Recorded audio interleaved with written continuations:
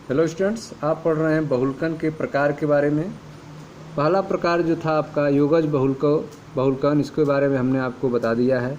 आइए आज देखते हैं दूसरा प्रकार अर्थात संघनन बहुलकन अथवा पदसह वृद्धि बहुलकन क्या होता है, इसको आप ध्यान से समझें। इस प्रकार के बहुलकन में सामान्यतः दो द्विक्रियात्मक एकलकों की पुनरावृत्त संघनन अभिक्रिया होती है।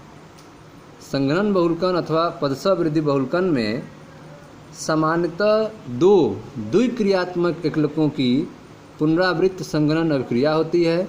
इस बहुसंघनन अभिक्रियाओं के परिणाम स्वरूप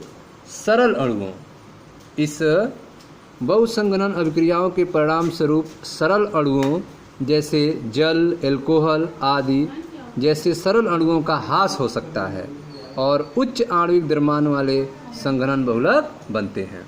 ठीक है, तो इस प्रकार के बहुलकन में सामान्यतः दो द्विक्रियात्मक एकलकों की पुनरावृत्त संघनन अभिक्रिया होती है। इस बहुसंघनन अभिक्रियाओं के परिणाम स्वरूप सरल अणुओं जैसे कि जल, एल्कोहल आदि जैसे सरल अणुओं की कमी हो जाती है, ह्रास हो जाती है और उच्च आणविक द्रव्यमान वाले संघनन बहुलक बनते हैं। इन अभिक्रियाओं में प्रत्येक पद का उत्पाद भी एक द्विक्रियात्मक स्पीशीज होता है और संघनन का अनुक्रम चलता रहता है। ठीक है, तो इस अभिक्रियाओं में प्रत्येक पद का उत्पाद भी एक द्विक्रियात्मक स्पीशीज होता है और संघनन का अनुक्रम चलता रहता है। चूँकि प्रत्येक पद में एक भिन्न प्रक्रियात्मक समूह युक्त स्पीशीज निर्मित होती है और यह एक दूसरे पर निर्भर नहीं करते हैं, अतः इस प्रक्रिया को पदसह वृद्धि बहुलकन भी कहा जाता है। ठीक है, तो चूंकि प्रत्येक पद में एक भिन्न प्रकारात्मक समूह युक्त स्पीशीज बनता है लेकिन यह एक दूसरे पर निर्भर नहीं करते हैं, अतः इस प्रक्रिया को पदसह वृद्धि बहुलकन भी कहा जाता है। ठीक है स्टूडेंट्स, तो इसमें आपने देखा कि इस प्रकार के बहुलकन में सामान्यतः दो द्विक्रियात्मक एकलकों की पुनरावृत्ति संघनन अभिक्रिया होती है। इन बहुसंघनन अभिक्रियाओं के परिणाम स्वरूप सरल अणुओं जैसे कि जल, एल्कोहल आदि जैसे सरल अणुओं की कमी हो जाती है।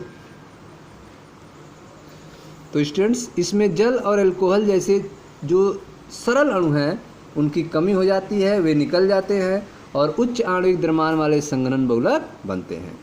इन अभिक्रियाओं में प्रत्येक पद का उत्पाद भी एक द्विक्रियात्मक स्पीशीज होता है और संघनन का अनुक्रम चलता रहता है। चूँकि प्रत्येक पद में एक भिन्न प्रक्रियात्मक समूह युक्त स्पीशीज निर्मित होता है और यह एक दूसरे पर निर्भर नहीं करते हैं, अतः इस प्रक्रिया को पदसह वृद्धि बहुलकन भी कहा जाता है।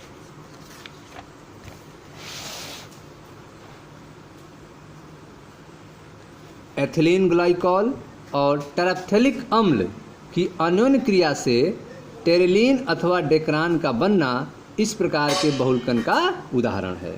ठीक है, एथिलीन ग्लाइकॉल और टेरेप्थेलिक अम्ल की अन्योन्य क्रिया से टेरेलीन अथवा डेक्रान का बनना इस प्रकार के बहुलकन का उदाहरण है। आप देख सकते हैं, यह आपका एथिलीन ग्लाइकॉल है जिसे 1,2-डाइऑल कहा जाता है।